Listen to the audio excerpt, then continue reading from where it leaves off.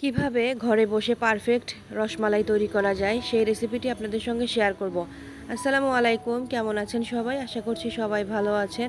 আলহামদুলিল্লাহ, আমিও আল্লাহ তাআলার রহমতে খুবই ভালো আছি। তো চলে আসলাম ছোট্ট আরেকটি ভিডিও নিয়ে। আমার এই ভিডিওটি যদি ভালো লেগে থাকে লাইক কমেন্ট শেয়ার করে পাশে থাকবেন। তো আজকে হচ্ছে আমি রসমালাই তৈরি করব। রসমালাই তৈরি করার জন্য আমি এখানে ডানো দুধের প্যাকেট নিয়ে নিয়েছি, 20 টাকা করে যে প্যাকেট, দুইটা নিয়ে নিয়েছি। আপনারা চাইলে আরও বেশি নিতে পারেন। তো আমি অল্প পরিমাণে তৈরি করব, এই জন্য 2 প্যাকেট নিয়েছি। তো এর ভিতরে সামান্য পরিমাণে ঘি দিয়ে দিলাম।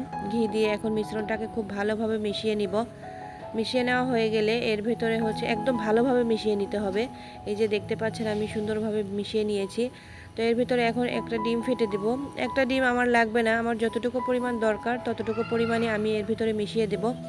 তো ডিমটা একদম ভালোভাবে ফেটিয়ে নিতে হবে। ফেটিয়ে নেওয়া হয়ে গেলে এখন আমি ডিমটা মিশিয়েব। তা আমার অর্ধেক লেগেছে, বাকি অর্ধেক আমি রেখে দিয়েছি। তো এই তো দেখতে পাচ্ছেন এখন ডিমটা দিয়ে খুব ভালোভাবে মিশিয়ে নেব।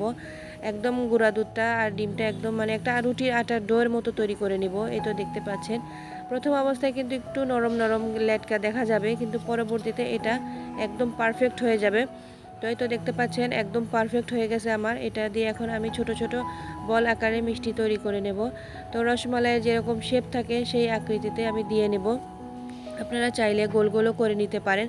তো আমি প্রথমে গোল করে নিয়ে তারপরে একটু লম্বাটে শেপ করব। তো রসমালাই যেহেতু দোকানের রসমালাই যেহেতু এরকম শেপ থাকে, তো আমি এভাবে করে নিলাম। এই যে দেখতে পাচ্ছেন, তো সবগুলো আমি এভাবে করে নেব। আপনারা চাইলে গোল করেও নিতে পারেন। তো মাত্র 20 টাকার 2 প্যাকেট গুঁড়ো দুধ লেগেছে আমার এখানে। আপনারা হচ্ছে কম বেশি ব্যবহার করতে পারেন। তো আমি অল্প পরিমাণে তৈরি করতেছি। তো 20 টাকার 2 প্যাকেট গুঁড়ো দুধে আমার হচ্ছে 18টার মতো রসমালাই হয়েছে। তো এখন হচ্ছে আমি এটাকে জাল দিয়ে নিব। তো প্রথমে আমি একটু চিনির শিরা তৈরি করে নিব। চিনির শিরা তৈরি করতেছি এই জন্যই যে দুধের ভিতরে চিনিটা যদি দেই তাহলে পানি কেটে যাবে, দুধটা ঘন হতে সময় লাগবে অনেক। এই জন্য আমি একটু চিনিটা জাল দিয়ে নিচ্ছি। তো এখানে এই ডাব্বু চামচের 1 ডাব্বু চামচ চিনি লেগেছে, আপনারা চাইলে কম বেশি দিয়ে নিতে পারেন। তো এখানে আমি 2 কাপ পরিমাণ লিকুইড দুধ আর কি দিয়ে দিলাম। আর এখানে 2টা মুখ ফাটানো এলাচ দিয়ে দিলাম। তো এটা দিয়ে একটু ভালো করে জাল দিয়ে নিব।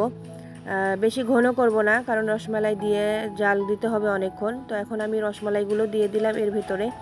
তো এটা দেখতে পাচ্ছেন আমি একে একে রসমালাইগুলো দিয়ে নেব। তো এটা হচ্ছে যতক্ষণ পর্যন্ত না ফুলে উঠবে ততক্ষণ পর্যন্ত আমি জাল দিতে থাকবো। একদম ভালোভাবে সেদ্ধ হওয়ার আগ পর্যন্ত এটা জাল দেব। তো এখন হচ্ছে আমি ঢাকনা দিয়ে দিলাম। ঢাকনা দিয়ে প্রায় 30 মিনিটের মতো জাল দেব। আর মাঝে মাঝে যে এইভাবে একটু নাড়াচাড়া করে দেব।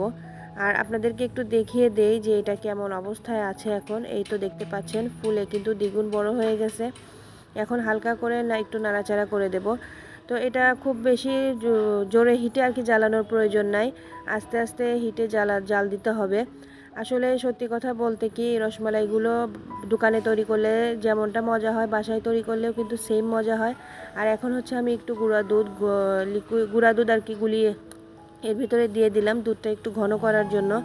তো ফাইনালি লুক আপনাদের দেখাই দেই কেমন হয়েছে আমার রসমালাইটা। এই যে দেখতে পাচ্ছেন ফাইনাল লুক রসমালাইয়ের। মাশাআল্লাহ, খেতে কিন্তু অনেক মজা হয়েছিল। আপনারাও এইভাবে ট্রাই করতে পারেন। আর বানাতে তেমন একটা সময় লাগে না, সব মিলিয়ে 1 ঘন্টার মতো সময় লাগে। এই যে দেখতে পাচ্ছেন আমার রসমালাই তৈরিটা হয়ে গেছে।